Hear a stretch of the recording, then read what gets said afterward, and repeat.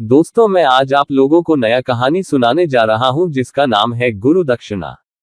गुरु दक्षिणा। एक बार एक शिष्य ने विनम्रतापूर्वक अपने गुरु जी से पूछा, गुरु जी, कुछ लोग कहते हैं कि जीवन एक संघर्ष है, कुछ अन्य कहते हैं कि जीवन एक खेल है और कुछ जीवन को एक उत्सव की संज्ञा देते हैं, इनमें कौन सही है? गुरु जी ने तत्काल बड़े ही धैर्यपूर्वक उत्तर दिया, पुत्र, जिन्हें गुरु नहीं मिला उनके लिए जीवन एक संघर्ष है, जिन्हें गुरु मिल गया उनका जीवन एक खेल है, और जो लोग गुरु द्वारा बताए गए मार्ग पर चलने लगते हैं, मात्र वे ही जीवन को एक उत्सव का नाम देने का साहस जुटा पाते हैं। यह उत्तर सुनने के बाद भी शिष्य पूरी तरह से संतुष्ट न था। गुरु जी को इसका आभास हो गया। वे कहने लगे, लो, तुम्हें इसी संदर्भ में एक कहानी सुनाता हूँ, ध्यान से सुनोगे तो स्वयं ही अपने प्रश्न का उत्तर पा सकोगे। उन्होंने जो कहानी सुनाई वह इस प्रकार थी। एक बार की बात है कि किसी गुरुकुल में 3 शिष्यों ने अपना अध्ययन संपूर्ण करने पर अपने गुरु जी से यह बताने के लिए विनती की कि उन्हें गुरुदक्षिणा में उनसे क्या चाहिए। गुरु जी पहले तो मंद मंद मुस्कुराए और फिर बड़े स्नेहपूर्वक कहने लगे, मुझे तुमसे गुरुदक्षिणा में एक थैला भर के सूखी पत्तियां चाहिए, ला सकोगे? वे तीनों मन ही मन बहुत प्रसन्न हुए, क्योंकि उन्हें लगा कि वे बड़ी आसानी से अपने गुरुजी की इच्छा पूरी कर सकेंगे। सूखी पत्तियां तो जंगल में सर्वत्र बिखरी ही रहती हैं। वे उत्साहपूर्वक एक ही स्वर में बोले, जी गुरुजी, जैसी आपकी आज्ञा।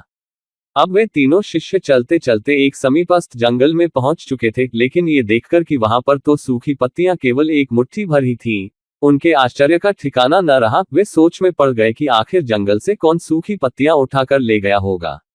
इतने में ही उन्हें दूर से आता हुआ कोई किसान दिखाई दिया। वे उसके पास पहुंचकर उससे विनम्रतापूर्वक याचना करने लगे कि वह उन्हें केवल एक थैला भर सूखी पत्तियां दे दे। अब उस किसान ने उनसे क्षमा याचना करते हुए उन्हें ये बताया कि वह उनकी मदद नहीं कर सकता, क्योंकि उसने सूखी पत्तियों का ईंधन के रूप में पहले ही उपयोग कर लिया था। अब वे तीनों पास में ही बसे एक गांव की ओर इस आशा से बढ़ने लगे थे कि हो सकता है वहां उस गांव में उनकी कोई सहायता कर सके। वहां पहुंचकर उन्होंने जब एक व्यापारी को देखा तो बड़ी उम्मीद से उससे एक थैला भर सूखी पत्तियां देने के लिए प्रार्थना करने लगे, लेकिन उन्हें फिर से एक बार निराशा ही हाथ आई, क्योंकि उस व्यापारी ने तो पहले ही कुछ पैसे कमाने के लिए सूखी पत्तियों के दोने बनाकर बेच दिए थे। लेकिन उस व्यापारी ने उदारता दिखाते हुए उन्हें एक बूढ़ी माँ का पता बताया जो सूखी पत्तियां एकत्रित किया करती थी। पर भाग्य ने यहाँ पर भी उनका साथ नहीं दिया, क्योंकि वह बूढ़ी माँ तो उन पत्तियों को अलग अलग करके कई प्रकार की औषधियां बनाया करती थी। अब निराश होकर वे तीनों खाली हाथ ही गुरुकुल लौट गए। गुरुजी ने उन्हें देखते ही स्नेहपूर्वक पूछा, पुत्रो, ले आए गुरुदक्षिणा?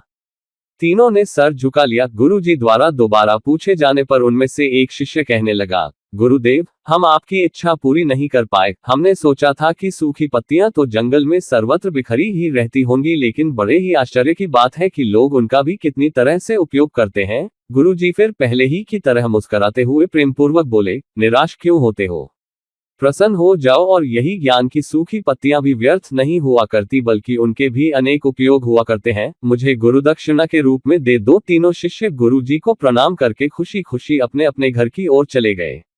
वह शिष्य जो गुरुजी की कहानी एकाग्रचित होकर सुन रहा था, अचानक बड़े उत्साह से बोला, गुरुजी, अब मुझे अच्छी तरह से ज्ञात हो गया है कि आप क्या कहना चाहते हैं। आपका संकेत वस्तुतः इसी ओर है, न कि जब सर्वत्र सुलभ सूखी पत्तियां भी निरर्थक या बेकार नहीं होती हैं, तो फिर हम कैसे किसी भी वस्तु या व्यक्ति को छोटा और महत्वहीन मानकर उसका तिरस्कार कर सकते हैं। चींटी से लेकर हाथी तक और सुई से लेकर तलवार तक सभी का अपना अपना महत्व होता है। गुरुजी भी तुरंत ही बोले, हाँ पुत्र, मेरे कहने का भी यही तात्पर्य है कि हम जब भी किसी से मिले तो उसे यथायोग्य मान देने का भरसक प्रयास करें, ताकि आपस में स्नेह, सद्भावना, सहानुभूति एवं सहिष्णुता का विस्तार होता रहे और हमारा जीवन संघर्ष के बजाय उत्सव बन सके। दूसरे, यदि जीवन को एक खेल ही माना जाए तो बेहतर यही होगा कि हम निर्विक्षेप, स्वस्थ एवं शांत प्रतियोगिता में ही भाग लें और अपने निष्पादन तथा निर्माण को ऊंचाई के शिखर पर ले जाने का अथक प्रयास करें। अब शिष्य पूरी तरह से संतुष्ट था।